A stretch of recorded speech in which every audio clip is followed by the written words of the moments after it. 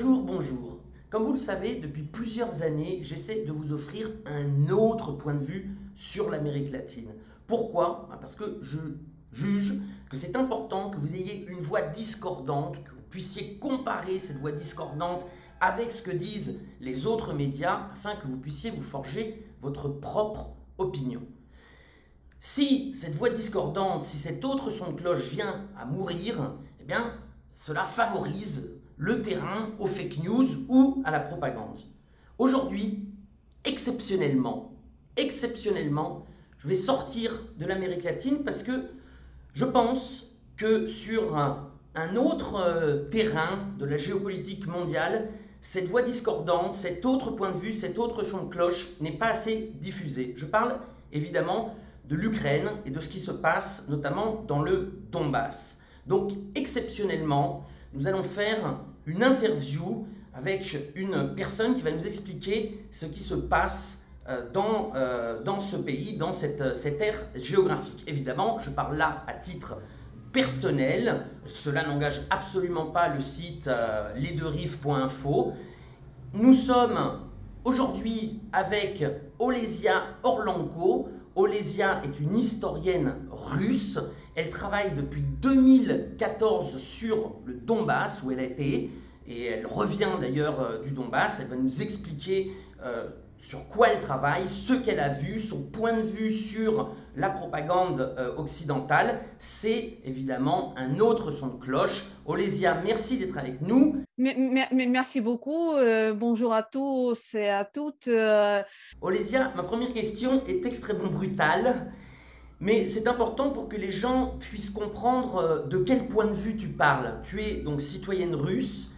Est-ce que tu es partisane ou est-ce que tu es militante du parti Russie Unie? Est-ce que tu as déjà voté pour le président Vladimir Poutine? Est-ce que tu peux nous expliquer d'où tu parles? Je voudrais expliquer ma position politique. Je ne suis pas adhérente d'une partie de Russie Unie ou bien KPRF, même si j'ai quand même l'opinion de gauche. Par contre, je ne fais pas partie de KPRF, de parti communiste russe. Par contre, jamais dans ma vie, je n'ai voté ni pour Poutine, ni pour la Russie unie, ni pour le gouvernement d'avant de Yeltsin et son équipe. Donc, je me positionne comme une oppositionnaire et je vraiment contre les mesures antisociales, capitalistes et même voire nationalistes du gouvernement d'aujourd'hui de Russie. Voilà, je voulais préciser ça parce que, évidemment, on va certainement nous accuser de faire de la propagande pro-Poutine. Donc, la personne qui parle n'est pas du tout une militante ou une partisane du président russe. Voilà, c'était important pour que vous puissiez situer cette personne sur l'échiquier politique russe. Maintenant, Olesia, est-ce que tu pourrais nous expliquer pourquoi et comment tu es venue à t'intéresser à ce qui se passe en République populaire de Donetsk? Voilà, c'est un peu mon histoire personnelle, en fait. C'est une histoire Raconte-nous, personnelle. raconte-nous ton histoire personnelle. Voilà, en fait, j'ai été à Donetsk la première fois sous l'Union soviétique aux années 80. Donc, c'était la période de mon enfance et c'était le moment, la période quand mon père, mes parents sont divorcés, mais mon père, à l'époque où ils sont été mariés, donc nous avons eu une famille, on vivait ensemble, et lui, il a fait un service militaire après l'université, donc c'était obligatoire. Maintenant, c'est obligatoire, le service militaire en Russie, c'est 1 an maintenant, mais à l'époque soviétique, c'était 2 ans, donc elle était obligée de passer 2 ans. Et dans l'armée, il a fait connaissance avec les gens, avec plusieurs personnes en fait, dont quelques amis habitaient à Donetsk. Et à l'époque, 86 à 87, 88, on est allé aux vacances en été au bord de la mer, d'Azov, de mer Noire. Et puis, en passant, on a toujours profité de l'occasion de visiter les amis à Donetsk. Donc, moi, je me rappelle très bien la ville. Bien sûr, comme mon enfant peut se rappeler, j'ai un souvenir de l'enfance. Mais quand même, je me rappelle la ville. Même quand je me suis rendue cette année à Donetsk, j'ai même reconnu quelques endroits. Le marché, par exemple, je me rappelle très bien du marché. Je me rappelle le mosaïque du marché, le mosaïque très, très soviétique. Et donc, Par contre, ça m'a vraiment touché ces gens-là, leur hospitalité, comment on a été accueillis par eux et toutes ces histoires amusantes qu'on a vécues ensemble. J'ai gardé les meilleurs souvenirs de mon enfance. Après il y avait les années 90, quand même une période assez compliquée, difficile, et les liens, même entre les familles, dans les familles intérieures, dans plusieurs familles soviétiques ont été rompues et bien sûr, les liens d'amitié entre les gens ont été aussi souvent rompus, donc c'était notre cas à nous, dans notre famille. et quel a été ton travail sur la République populaire de Donetsk depuis 2014? En quoi consistait-il? En 2014, quand Maïdan, les événements de Maïdan et le coup d'État, quoi, on peut dire, c'était vraiment un renversement du gouvernement. On a suivi, bien sûr, de Moscou, on a suivi les nouvelles. Et après, les événements de Donbass, de Donbass qui ont commencé, donc c'est en avril de 2014. Et tout de suite, j'ai contacté cette personne-là, dont je me rappelle, qui était là-bas à Donetsk. Et j'ai vu Ton que lui, papa, l'ancien ami de ton papa. l'ancien ami de mon père, et j'ai vu qu'il fait la guerre. Lui, il fait la guerre pour DNR. Donc, il est un partisan de l'indépendance, ou bien il ne partage pas la politique de Kiev. À l'époque, voilà, on a parlé de l'indépendance déjà en avril, en mai, mais voilà, il était contre la politique de Kiev. Donc, j'ai compris tout de suite qu'au moins quelques personnes de donner, parce que je ne sais pas si tu te rappelles, mais les médias occidentaux disaient que c'est l'armée russe qui fait la guerre, c'est pas la population de Donbass. Et j'ai vu que moi, quand même, une partie de la population de Donbass vraiment résiste, vraiment n'est pas d'accord avec la politique de Kiev. Et puis avec ça, on a vu des choses qui se passent. Et moi, je voudrais vous dire que mon occupation professionnelle comme historienne, je travaille sur l'histoire de la politique de l'extermination nazie. C'est mon occupation professionnelle scientifique.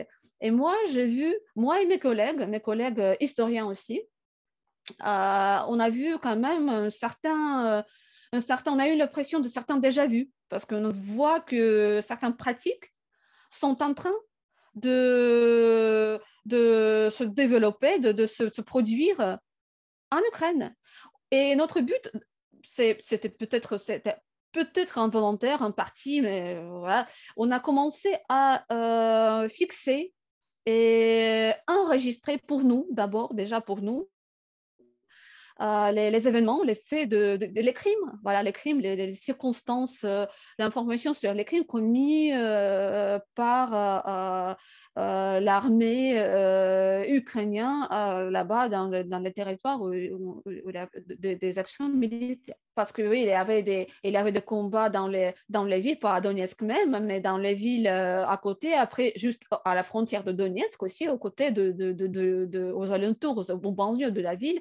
Et il y avait le bombardement de la ville, en fait, un bombardement acharné en 2014, en 2015, le bombardement des quartiers civils.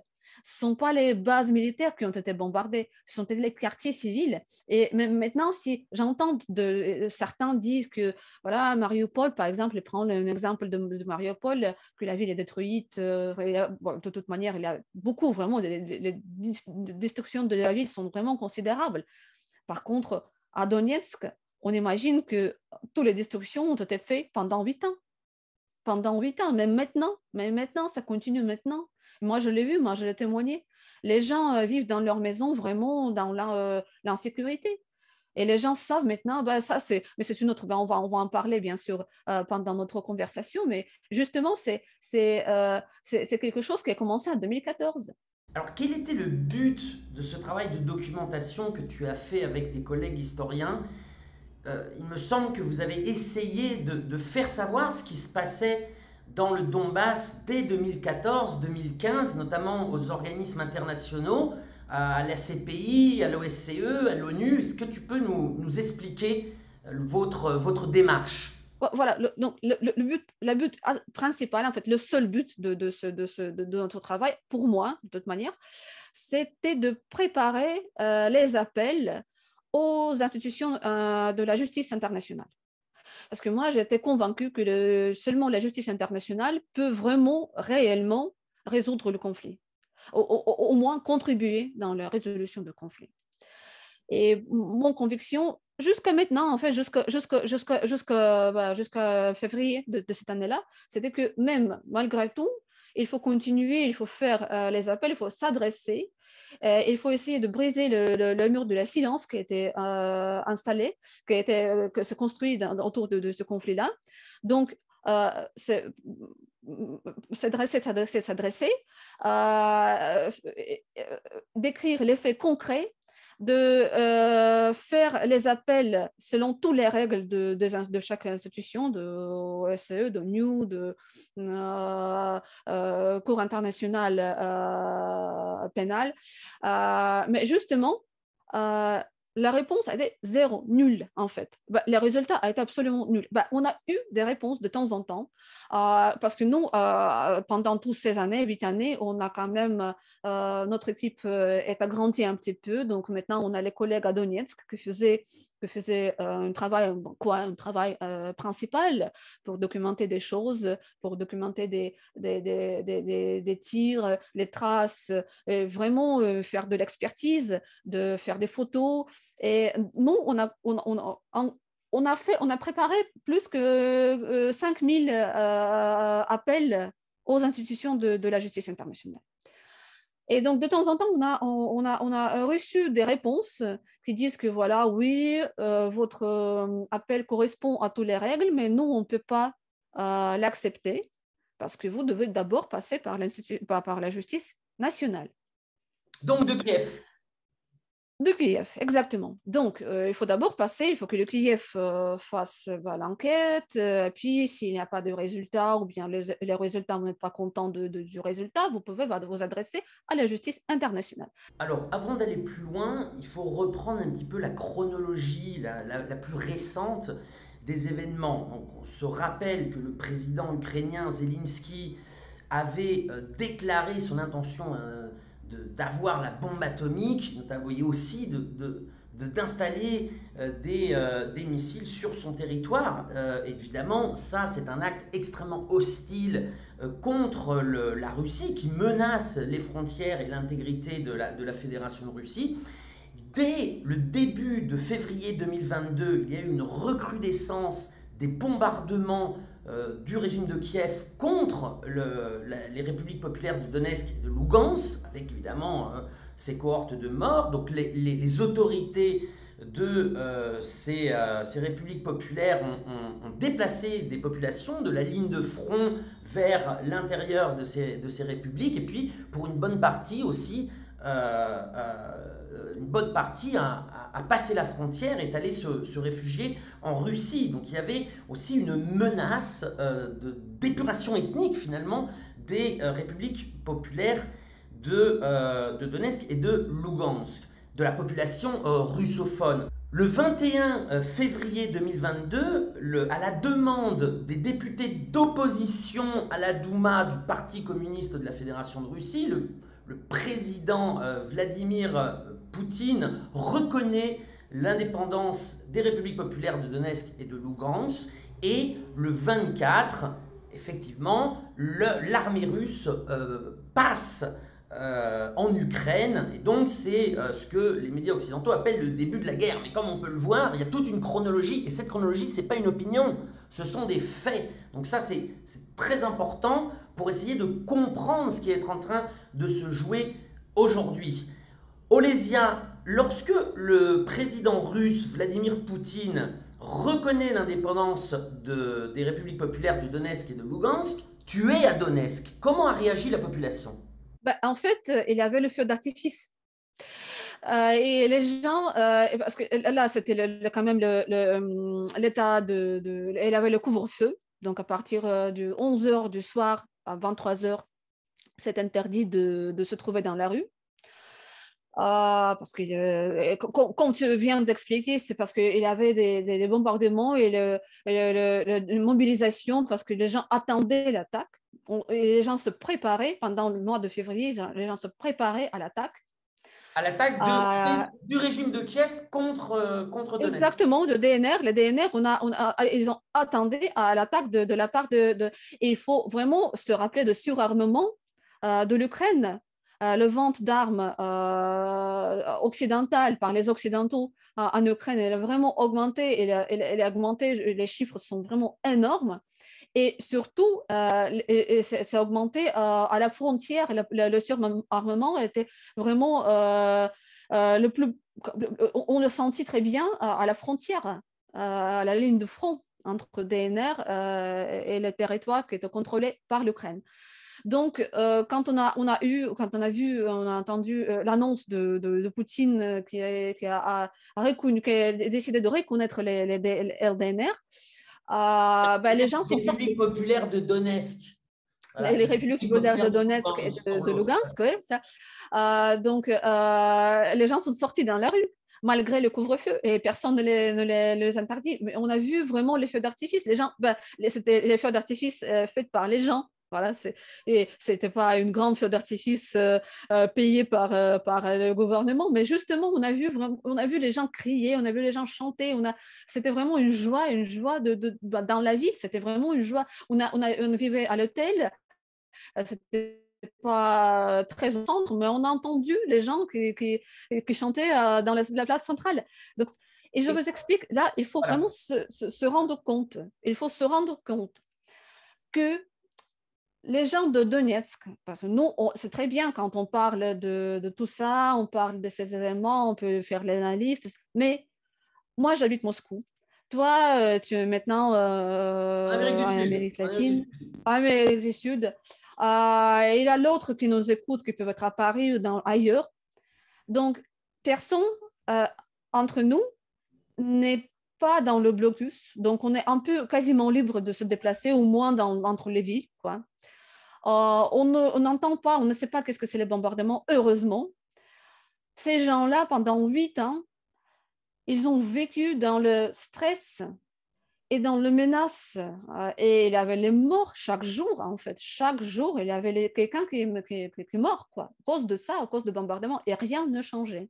Sans aucune réponse, sans aucun espoir de changement, parce que dans tous ces pourparlers, dans les accords les pourparlers qui ont été faits, et tous les progressistes, tous les gens qui ont parlé de la paix, la nécessité de régler le conflit, personne jamais n'a invité une seule personne de la part de Donetsk ou bien de Lugansk.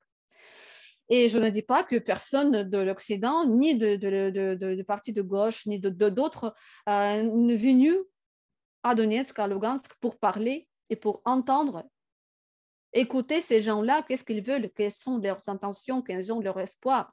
C'est pour ça que maintenant, quand tout est commencé, quand il y avait la reconnaissance et après le 24 février, quand j'ai toutes les choses, tous les arguments que je disais, que j'ai essayé d'expliquer à ces gens-là, à mes camarades, qu'il faut s'adresser. Eux, ils disaient, mais tu nous racontes quoi? On faisait ça pendant 8 ans, personne ne les écoutait. Qu'est-ce qu'ils nous donnent? Quel espoir pouvons-nous avoir que ça va répéter, que ça va changer maintenant? Et il y a une seule chose qui a changé. Poutine a reconnu de Donetsk et Lugansk, et voilà, maintenant on a l'espoir que ça va se terminer et que l'armée ukrainienne va quand même, on va le pousser ailleurs. On a rappelé les menaces que le régime de Kiev faisait peser sur l'intégrité de la Russie, sur les frontières de la Russie. On peut aussi souligner la violation permanente par Kiev des accords de Minsk. Mais, Olesya, y avait-il un moyen pour la Russie de faire autrement, c'est-à-dire de ne pas intervenir en Ukraine comme ce qui s'est passé depuis le 24 février? Je crois que, c'est facile à dire, bien sûr, mais je crois que quand même, il fallait chercher d'autres moyens, il fallait travailler, il fallait utiliser plus de soft power, ça c'est vrai. Il fallait vraiment intensifier les liens culturels et les liens scientifiques sur la base réelle, pas sur la base de festivals de la culture ou bien, je ne sais pas, des événements ponctuels. Il fallait vraiment avoir une stratégie de collaboration dans plusieurs sens. Ça, je vraiment regrette que ces moyens-là n'ont pas été utilisés. Et ça, c'est mon. Là, ça me. Je suis en sidération à cause de ça, bien sûr. Parce que, en fait, mais qui veut le conflit? Ben, personne. Personne ne veut la guerre, personne ne veut le conflit.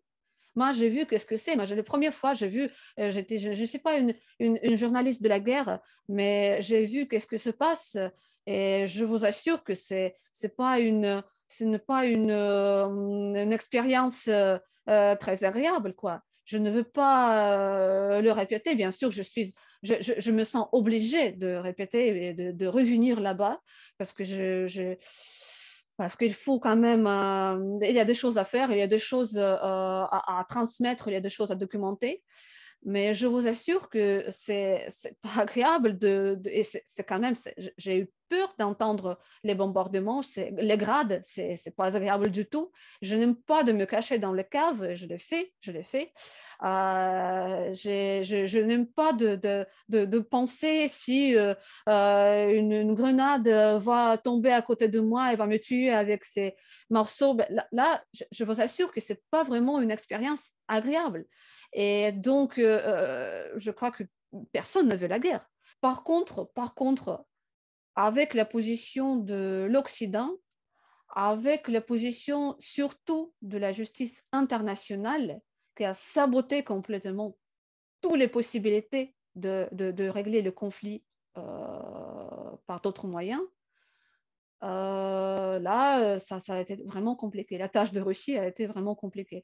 Je ne sais pas, je ne vais pas vraiment faire une analyse, je ne suis pas peut-être capable de faire une analyse profonde de tous l'évolution de pourparlers et tout ça, mais justement, je pense que la tort est vraiment partagée, qu'il y avait quand même une responsabilité, au moins la même responsabilité de la part de communautés internationales.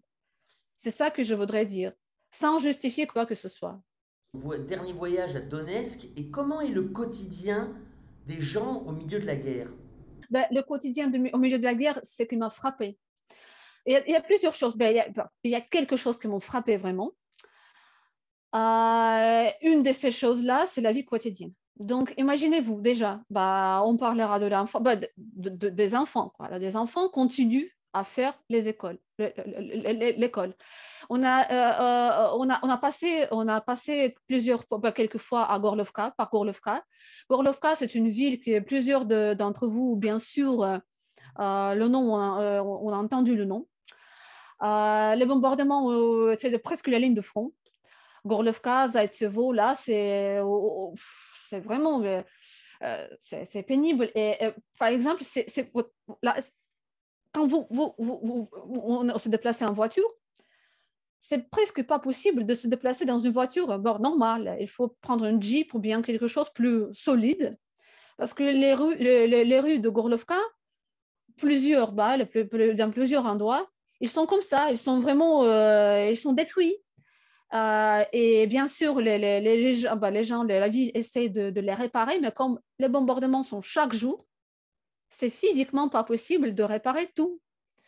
Et donc, les rues plus merdiques sont vraiment, pardon pour cette expression, sont à Gorlovka.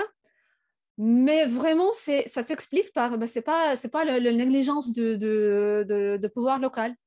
L'autre chose, le bombardement, l'évacuation, puis en même temps la mobilisation. On a vu le point de mobilisation, on passe à côté de gens, on voit les gens avec leurs sacs, on s'arrête pour demander qu'est-ce que c'est, soit la mobilisation, soit c'était la mobilisation. Les gens disent que voilà, je ne veux pas un homme, j'ai fait la guerre en 2014, je ne veux pas me cacher maintenant. Il y avait l'autre qui dit que voilà, je veux évoquer ma famille, mais moi-même, je vais faire. Et lui, il est mutilé, il n'a pas une main, quoi. On voit que, et quand même, il veut contribuer dans l'armée, il veut faire quelque chose, il veut être présent là-bas. Bien sûr, il n'est pas capable de tirer parce que sa main droite, voilà, il n'y en a plus. Mais justement, il ne veut pas rester à côté. Et puis, il y a les enfants qui visitent toujours les écoles. Et nous, on a été dans cette ville, au moment quand la bombe, le grenade est tombée dans l'école. On a vu et il y avait deux maîtresses, deux institutrices qui ont été tuées. Et on a vu les cadavres de ces gens-là. Donc... Et tu sais, en fait, ce qui m'a choqué dans tout ça, parce que quand le mort, c'est plusieurs personnes maintenant, ils voient la mort à la télé, aux jeux vidéo, et là, c'est compliqué d'expliquer à ces gens-là que la mort, en réalité, c'est quelque chose. Et on se rend compte après, surtout. On se rend compte plus à ce qu'on... Moi, je me rends compte à ce que j'ai vu quand je me suis trouvée à Moscou plutôt. Mais là, ce qui m'a vraiment frappé, c'est que tu vois, tu viens dans un endroit, à l'école ou bien à Donetsk, on a visité les maisons, les appartements détruits. On a vu que voilà, tout était détruit. Je sais pas, les rats même, les rats à la maison, les rats, comment le dire, ils ont été tués par les animaux, les gens qui ont quand même arrivé, ils ont réussi de se cacher. Mais ce que je vois, par exemple, le tasse de café brisé, mais le café est toujours, je vois que juste il y a 30 minutes, ce café a été, quelqu'un qui buvait le café. On voit les fleurs qui donnent encore leur jus, mais les fleurs détruites, les fleurs dans les fleurs de la maison. Je vois je sais pas, un ordinateur, il y a une chambre d'un adolescent, un ordinateur, et il était en train de faire quelque chose, l'ordinateur brisé, et l'adolescent il était dans le pyjama, quoi, un garçon de 14 ans. Les institutrices qui ont été en train de remplir leurs journaux.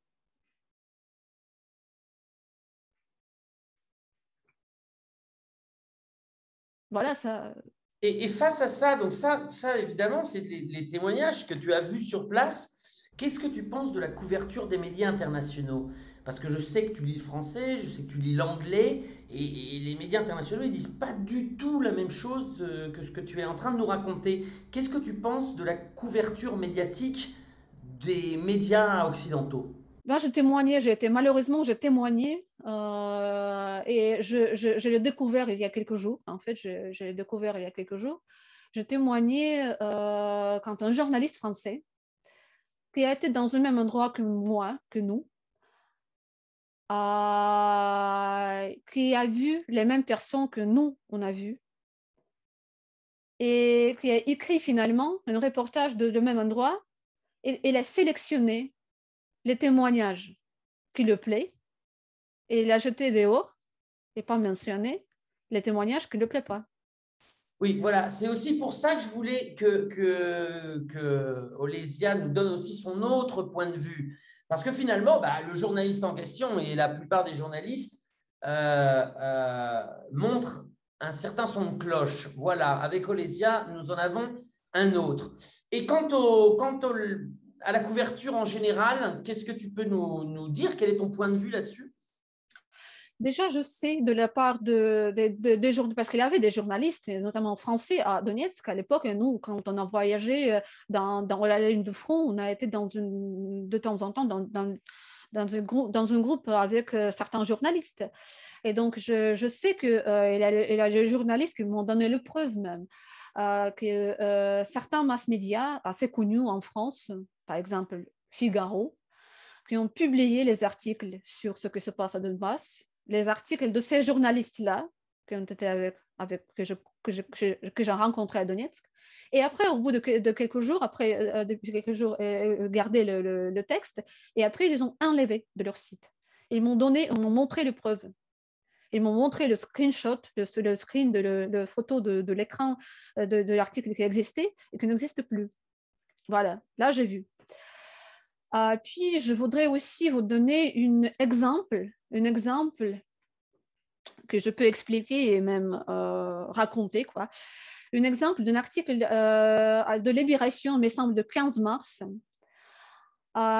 qui se réfère à un site Stop Fake, un site ukrainien, Stop Fake News, quelque chose comme ça, et qui explique que le fameux discours de Poroshenko de 2015 à Odessa, au théâtre d'Odessa, là où il dit que les enfants de Donetsk ils vont vivre dans les caves et tout ça, là, que cet discours a été mal traduit.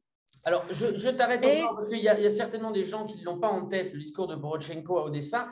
Donc, c'est un discours où le président de l'Ukraine, à l'époque, dit « Chez nous, donc en Ukraine, il y aura du travail chez eux, donc dans les républiques populaires Donetsk et Lugansk, non. Chez nous, il y aura des retraites chez eux, non. Chez nous, on s'occupera des enfants et des retraités chez eux, non. Chez nous, les enfants iront à l'école et dans les jardins d'enfants. Chez eux, ils se terroreront dans des caves parce qu'ils ne savent rien faire et c'est comme ça que nous allons gagner la guerre. » C'est un discours ultra raciste, suprémaciste, et en fait, c'est un discours d'apartheid, tout simplement. Exactement. Et donc, c'est ce discours-là auquel se réfère donc Olesya et Libération. Et Libération, exactement. Libération explique et il cite une chercheuse, je ne sais pas si je vais donner son nom ou pas, l'article le dit bien, je ne sais pas si ça vaut le coup, mais une chercheuse française qui raconte que ce discours a été mal traduit. Moi, j'ai réécouté tous les discours, hein, franchement. Le discours était en ukrainien. Je vous assure qu'il s'agit au contraire, car en fait, c'est encore pire, hein, ce qu'il dit, c'est encore pire ce que les médias russes ou bien des autres ont essayé d'expliquer. Donc, la traduction était bonne. La traduction était bonne. Donc, la traduction a été bonne et le sens, le contexte a été, Poroshenko disait à Odessa, aux habitants de l'Est, vous et nous, à Kiev, on a fait un bon choix. Et eux, à Donetsk, ils ont fait un mauvais choix parce que ce sont les sauvages. Ils s'entretuent. Parce que là-bas, à Donetsk, les gens ont peur de sortir dans les rues parce qu'ils s'entretuent. Ils sont en train de se massacrer. Et c'est pour ça qu'ils vivent dans les caves. Et nous, nos enfants vont à l'école, etc., etc. Donc, c'était ça le sens. Et dans le même article, la même chercheuse dit que, et voilà, la preuve, c'est que l'Ukraine ne voulait jamais accuser Donetsk. Par exemple, elle n'a pas coupé l'infrastructure. Par exemple, elle n'a pas coupé le courant de l'eau. C'est une manipulation dégueulasse. Voilà, exactement. Parce que c'est vrai que le seul source de l'eau pour Donetsk, pour DNR, c'est la chaîne Diversky-Donetsk, Donbass. Donc la ville Diversky-Donetsk, c'est la ville Dniepr, la fleuve Dniepr, et qui se termine à Donetsk. Et c'est la seule artère de l'eau à DNR, mais ça n'était pas coupé parce que cette artère passe par les territoires ukrainiens.